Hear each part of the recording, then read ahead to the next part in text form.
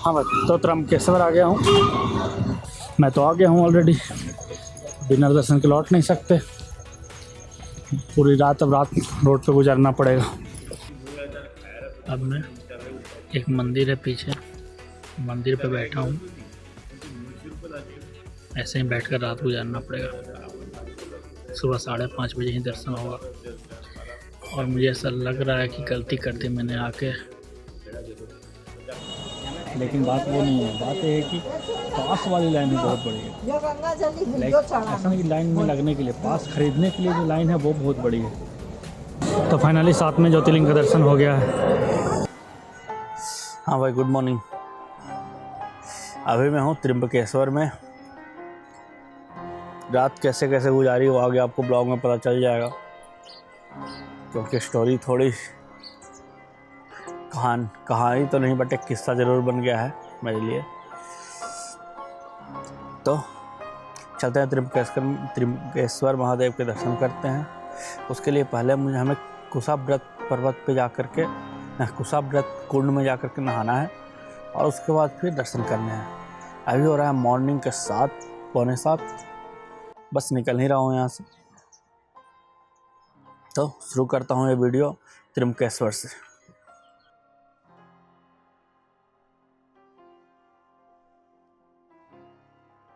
हो गया अपना। हाँ भाई, तो त्र्यंबकेश्वर आ गया हूँ।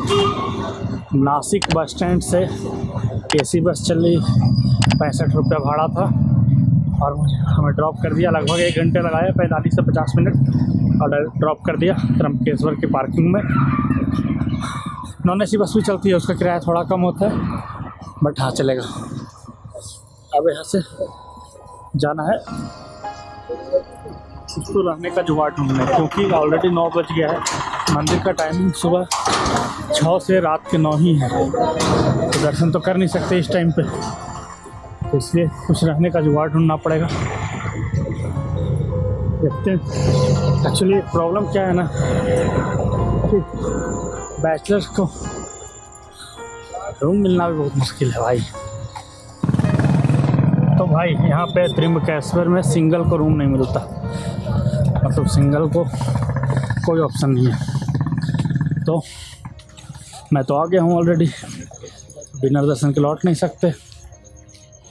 पूरी रात अब रात रोड पे गुजारना पड़ेगा। बट एक बात, हाँ, अगर आप आ रहे हो और सिंगल हो मेरी तरह, तो यहाँ ना आओ, नासिक की रुको। नासिक से सुबह सुबह आओ, दर्शन करो, वापस जाओ, वो बेटर रहेगा। तो भाई कहीं रूम नहीं मिला, सिंगल पे है रूम नहीं देते।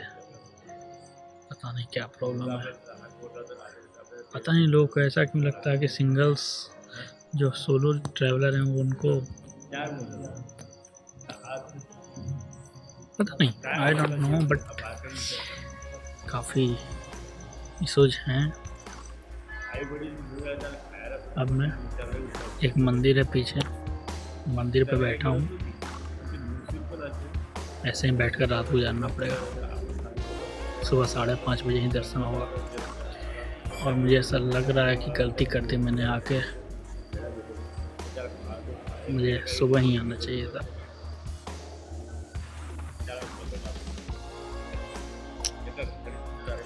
Let's see. ये पंचअग्नि अखाड़ा है, यहाँ रहने को जगह मिल गया है रात में। एक छोटा सा रूम है बट मिल गया। नीचे एक गद्दे बिछाने हो जाएगा एटलीस्ट। रोड पे भटकने से तो अच्छा है रात में। ठीक है, चलो चलते। पंचअग्नि अखाड़ा तक पूरा अखाड़ा तक।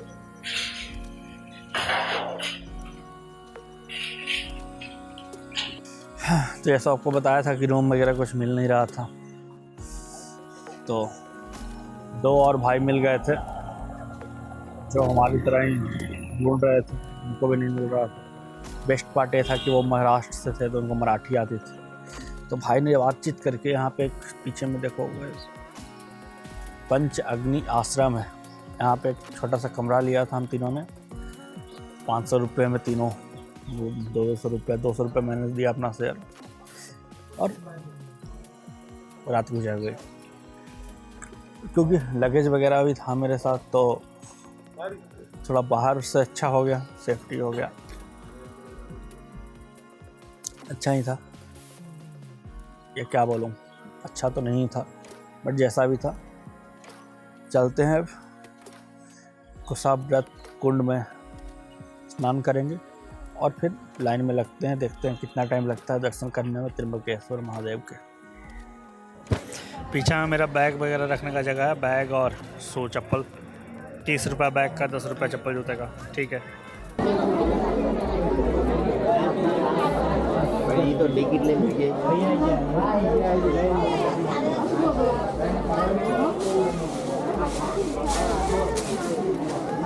तो भाई फ्री दर्शन की लाइन तो काफ़ी लंबी है, 3 घंटे लगेंगे, लेकिन बात वो नहीं है। बात ये है कि पास वाली लाइन ही बहुत बड़ी है। लाइक ऐसा नहीं कि लाइन में लगने के लिए, पास खरीदने के लिए जो लाइन है वो बहुत बड़ी है। मैं क्रॉस करके आया हूँ, पास खरीदने के लिए लाइन है जो, उसमें पास खरीदने में ही आधा घंटे लग जाएंगे। तो समझ में नहीं आ रहा कि पास खरीद के फिर से किया जाए या फिर डायरेक्ट जाया जाए। देखते हैं, सोच रहा हूँ पास खरीद के ही जाता हूँ, क्या पता उससे तो कम ही लगना चाहिए। अभी एक्चुअली त्र्यंबकेश्वर में बहुत ज़्यादा भीड़ है, रूम ना मिलना, इतना भीड़ होना, सबके पीछे रीज़न ये है कि यहाँ पे पितृपक्ष चल रहा है अभी, और पितृपक्ष में यहाँ पे काफ़ी भीड़ होता है। इस जगह पे एक्चुअली इस जगह की मान्यता है पितृपक्ष में पूजा की, तो यहाँ पे बहुत भीड़ होता है पितृपक्ष में।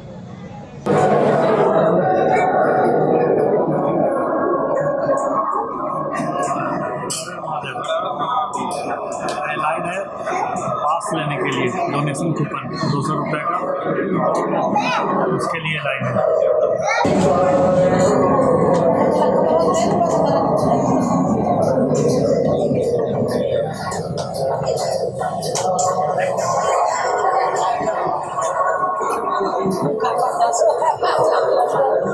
हो गया चंदा टीका। लाइन में से बैठने का भी है, आराम से बैठ सकते हैं, बैठ करके एक सिंगल ही लाइन में लोग हैं तो बैठ करके आराम से, जब लाइन चले तो चलो, तो एक अच्छा चीज़ है। पूरा टाइम खड़ा रहने में लोगों को परेशानी होता है। तो उतना सारा लाइन क्रॉस करके भाई लास्ट स्टेज पे पहुंच गया हूँ। यहाँ पे भी काउंटर है, ऑलमोस्ट 45 मिनट्स मान के चलो अभी लगे होंगे, 15 और मिनट में पास मिल जाना चाहिए। उसके बाद दर्शन की लाइन देखी जाएगी, फिलहाल तो ये पास की लाइन है। पास लेके फिर से लाइन में लग गया हूँ। लाइन में लगना पड़ता है नॉर्थ गेट से पास लेने के बाद। और अभी मंदिर के बिल्कुल सामने हूँ, पीछे में मंदिर दिखा होगा आपको। ये लाइन लास्ट स्ट्रेच होना चाहिए, अभी जाकर के दोनों लाइन मर्ज हो जाएगा, जो बाहर से था जनरल और जो हमारा डोनेशन लाइन है। मंदिर के पास अभी एक राउंड पूरा लाइन का और बाकी है, और घूम के लाइन फिर वहीं जाएगी। अभी आगे जाकर के जनरल लाइन में मर्ज होने वाली है, थोड़ा सा कॉर्नर पे। बाकी यहाँ से मंदिर देख सकते हैं, हम लोग दर्शन कर सकते हैं आराम से। कैंपस पूरा भी था, कैंपस में पूरी जगह खाली है, लोग घूम रहे हैं आराम से, दर्शन में ही बहुत ज़्यादा लाइन। तो फाइनली 7वें ज्योतिर्लिंग का दर्शन हो गया है। हर हर महादेव, त्र्यंबकेश्वर महाराज की जय। 7वां ज्योतिर्लिंग का दर्शन आज हो गया हमारा। अगर आपको मालूम नहीं तो मैं 7 ज्योतिर्लिंग 12वें ज्योतिर्लिंग के दर्शन यात्रा पे हूँ। ये मेरे 7वां ज्योतिर्लिंग का दर्शन था, अच्छे से दर्शन हुआ। सब मिलाकर लगभग 2 घंटे लगे हैं दर्शन करने में।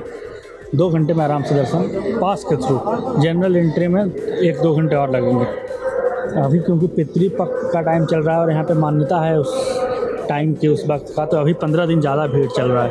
अगर आपको मालूम नहीं तो त्र्यंबकेश्वर महादेव को गौतम मुनि ने एक्चुअली तपस्या करके बोला था शंकर जी को कि हमें गंगा दीजिए, गंगा हमें होनी चाहिए, हमारे पास गंगा नदी होनी चाहिए। तो दक्षिण की गंगा मतलब गोदावरी का यहाँ से उद्गम हुआ। यहीं पे ब्रह्मागिरी पहाड़ है, वहाँ से उद्गम स्थल माना जाता है। बाद में बोला कि गौतम ऋषि ने ही बोला कि आप यहाँ रहिए, आपको रहना चाहिए, तो भगवान शंकर जी यहाँ त्र्यंबकेश्वर के रूप में रह गए।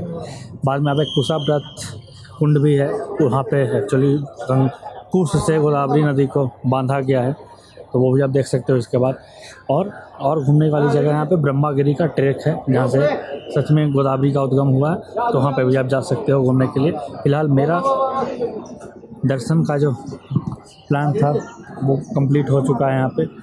अब मुझे यहाँ से अगले ज्योतिर्लिंग की तरफ निकलना है। त्र्यंबकेश्वर में काफ़ी परेशानी हुआ मुझे, बट जब दर्शन हो गया तो बाकी सब सही है, सब कुछ सही है। त्र्यंबकेश्वर का ये दर्शन, त्र्यंबकेश्वर ज्योतिर्लिंग का, त्र्यंबकेश्वर महादेव का, त्र्यंबकेश्वर महाराज का, ये दर्शन करके जो मज़ा आया है ना भाई, क्योंकि बहुत परेशानी मैंने झेला था यहाँ इनको दर्शन करने के लिए। इतना पूरा रात कैसे कैसे गुजारा है आपने देखा होगा ऑलरेडी ब्लॉग में। तो जब दर्शन हो जाने के बाद सारा कष्ट दो, बस इतना ही चाहिए था। एक बात आपको बताना चाहता हूँ, त्र्यंबकेश्वर महादेव के जो दर्शन हैं, यहाँ पे एक्चुअली एक ऐसा ज्योतिर्लिंग है जो बाकी सारे ज्योतिर्लिंग से अलग है, क्योंकि यहाँ पे जो शिवलिंग है वो तीनों रूप में है। मतलब शिवलिंग के साथ हैं ब्रह्मा विष्णु महेश तीनों हैं, और यहाँ पे शिवलिंग नहीं है, मतलब एक गड्ढा है, गड्ढे के अंदर 3 अंगूठे साइज के लिंग है, ब्रह्मा विष्णु महेश। ओके, जैसा शिवलिंग आप हर जगह देखते हो वैसा यहाँ पे नहीं है।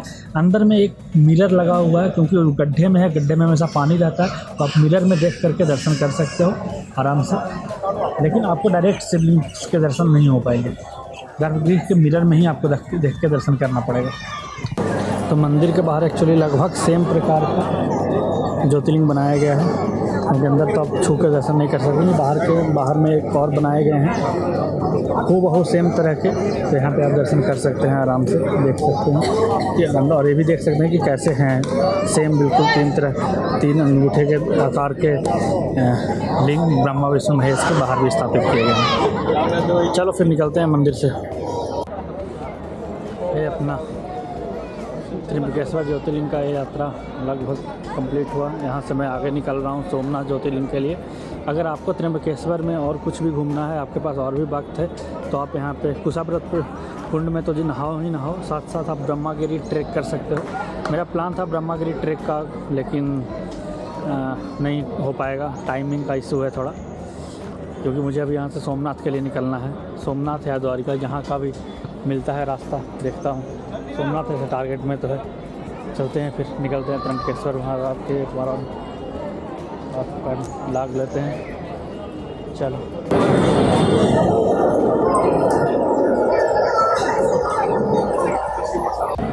तो अभी जो मंदिर देख रहे हो आप, एक्चुअली बाजीराव पेशवा बाजीराव ने बनवाया था, और अहिल्याबाई होलकर ने बाद में इसको रेनोवेट कराया था, बाकी का हिस्सा बनाया था।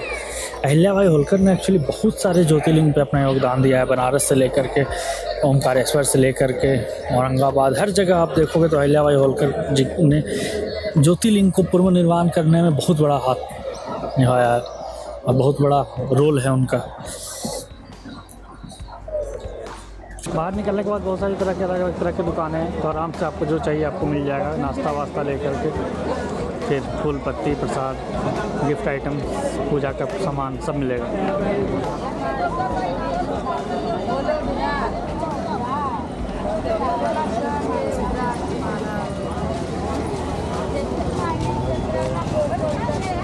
अपना झोला टांग लिया है भाई, अपना झोला अगर अपने पास है तो भाई कोई दिक्कत नहीं है, कहीं भी चलते रहो, कहीं झोला अपने पास होना चाहिए। यहाँ से निकलते हैं, बस स्टैंड जाना होगा पहले त्र्यंबकेश्वर के, वहाँ से नासिक का बस पकड़ना होगा। नासिक में भी 2 बस स्टैंड है, तो एक बस स्टैंड से दूसरा बस स्टैंड जाना होगा। देखते हैं कैसे कैसे जाना पड़ता है, पता करते हैं। फिलहाल तो यहाँ से पहले त्र्यंबकेश्वर के बस स्टैंड में चलते हैं। अच्छा लगता है भाई दर्शन करके।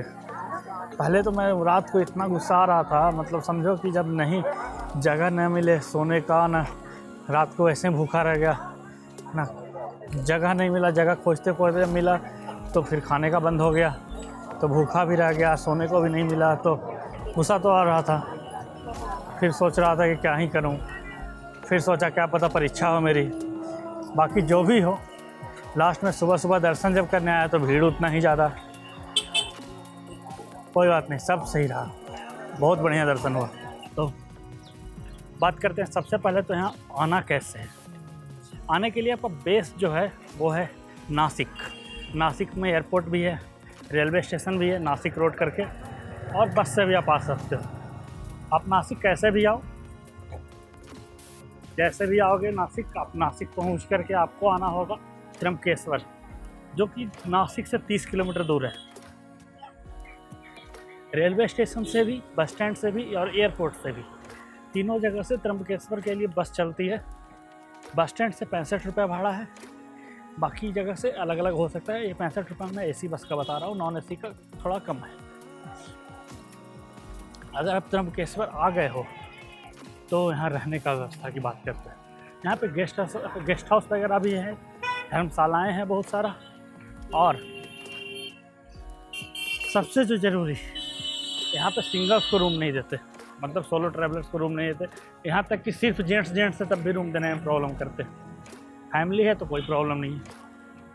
तो अगर आप फैमिली आ रहे हो तो सबसे अच्छा ऑप्शन आपके पास है गजानन स्वामी का, गजानन ट्रस्ट का धर्मशाला है, काफ़ी अच्छा माना जाता है। दूसरा, बहुत सारे आपको होटल्स वगैरह भी हैं। एक जैसे मैंने पता किया था तो एक गंगा भक्त निवास था, जिनके भी रूम्स अच्छे थे। 600-700 रुपये में आपको डबल ऑक्यूपेंसी का रूम यहाँ मिल जाएगा। और बाकी आप बहुत बड़े ग्रुप में हो तो बहुत सारे धर्मशाले हैं जो हॉल वगैरह प्रोवाइड करते हैं। होटल्स वगैरह भी हैं जो 1200 से लेकर के 1500 रुपये में आपको मिल जाएगा।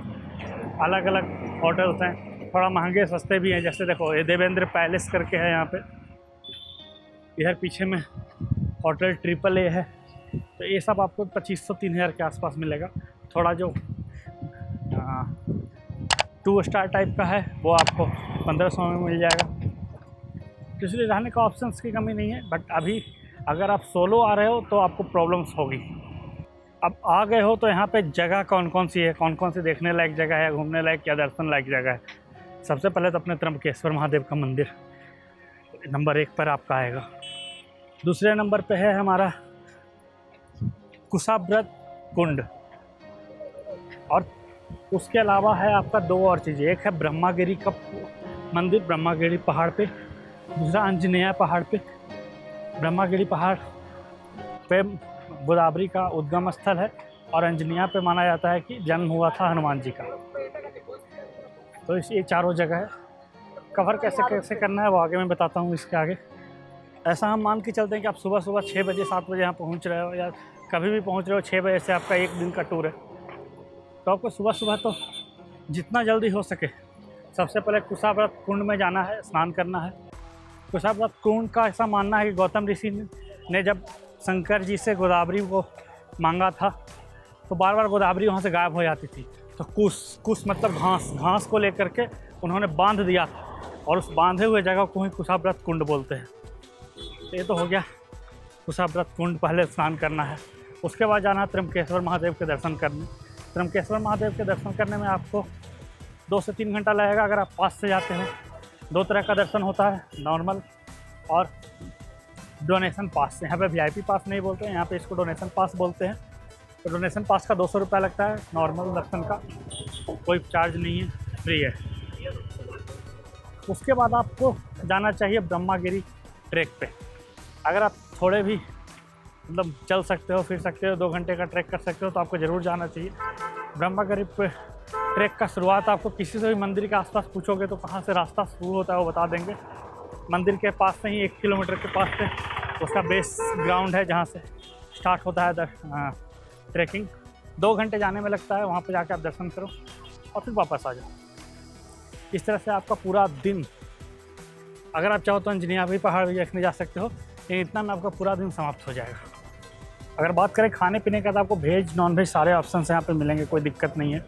और लोकल ट्रांसपोर्ट के लिए आपको ऑटो वगैरह भी आसानी से मिलेगा, कहीं कोई प्रॉब्लम नहीं है। अगर आपको सिर्फ प्रॉब्लम है तो वो रहने का है, जो कि सिर्फ बैचलर्स के लिए, फैमिली हो तो उसमें प्रॉब्लम नहीं है। तो नासिक से सोमनाथ जाने के लिए मैंने वाहन लिया है, 400 रुपये किराया है वाहन का। यहाँ से वापी जाऊँगा, वापी से फिर सोमनाथ का बस पकड़ूँगा। यहाँ से डायरेक्ट बस का सुविधा नहीं है सोमनाथ के लिए, तो दो ही ऑप्शन है, या तो वापी होकर जाऊँ या तो सूरत होकर जाऊँ। मैंने सोचा वापी का लेते हैं, वापी से फिर बस मिल जाएगी तो कोई दिक्कत होना नहीं चाहिए। देखते हैं कैसे कैसे जाता हूँ। फ़िलहाल अभी से मैं एक नया ब्लॉग स्टार्ट कर रहा हूँ, नासिक से सोमनाथ की जर्नी, और दिखाऊंगा आपको इस ब्लॉग में नासिक से सोमनाथ का जर्नी। हो सके तो दिखाऊंगा सोमनाथ का दर्शन भी। बाकी ब्लॉग में बने रहना। अगर आपको मालूम नहीं है तो मैं 12 ज्योतिर्लिंग दर्शन पे हूँ, 7 मेरे कंप्लीट हो चुके हैं। अभी मैं नासिक त्र्यंबकेश्वर के दर्शन करके निकला हूँ और सोमनाथ की तरफ जा रहा हूँ। नासिक से मैंने लिया है वापी के लिए बस, मस्त घाट वाले रोड से होकर जा रहा है। गवर्नमेंट बस ही है, अपनी महाराष्ट्र गवर्नमेंट वाली। फट फट आवाज़, हिल्स का नज़ारा।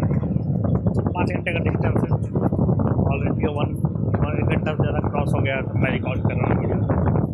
इससे पहले एक्चुअली मैंने टैक्सी भी ट्राई किया था, तो बट टैक्सी में मैं 1.5 घंटे वेट किया। मैं अकेला पैसेंजर था, वो बोला तब तक 7 भरेंगे नहीं, 7-8 तब तक जाएंगे नहीं। तो मैं सोचा कहीं इस चक्कर में ऐसा ना हो कि मेरा सारा प्लान ही धरा कर रह जाए, यहीं पर रह जाऊँ। क्योंकि 2-4 घंटे भी अगर लेट हो जाता हूँ तो फिर दिन खराब हो जाता है। फिलहाल मस्त जंगल, पहाड़, रेल, घाटी का व्यू लेते जा रहा हूँ, यहाँ से मज़ा आ रहा है।